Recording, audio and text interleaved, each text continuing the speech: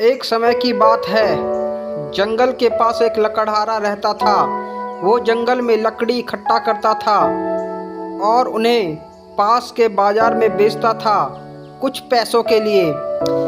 एक दिन की बात है, वो एक पेड़ काट रहा था। तभी हुआ ये कि गलती से उसकी कुल्हाड़ी पास की एक नदी में गिर गई।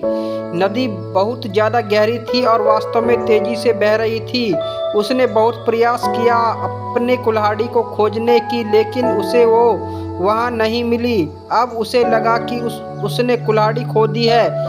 वहीं दुखी होकर वो नदी के किनारे बैठकर रोने लगा। उसके रोने की आवाज़ सुनकर नदी के भगवान उठे और उसे लकड़हारे से पूछा कि क्या हुआ। लकड़हारे ने उन्हें अपनी दुख कहानी बताई। नदी के भगवान ने को उस लकड़हारे के ऊपर दया आ गई और वो उसकी मेहनत और सच्चाई को देखकर उसकी मदद करने की पेशकश की। वो नदी में गायब हो गया और एक सुनहरी कुल्हाड़ी वापस लाया, लेकिन लकड़हारे ने कहा कि यह उसकी नहीं है। फिर वह गायब हो गया और अब की बार चांदी की कुल्हाड़ी लेकर वापस आए, लेकिन इस बार भी लकड़हारे ने कहा कि कुल्हाड़ी उसकी नहीं है। अब नदी में भगवान फिर गायब हो गए और अब एक लोहे की कुल्हाड़ी को वापस लेकर आया।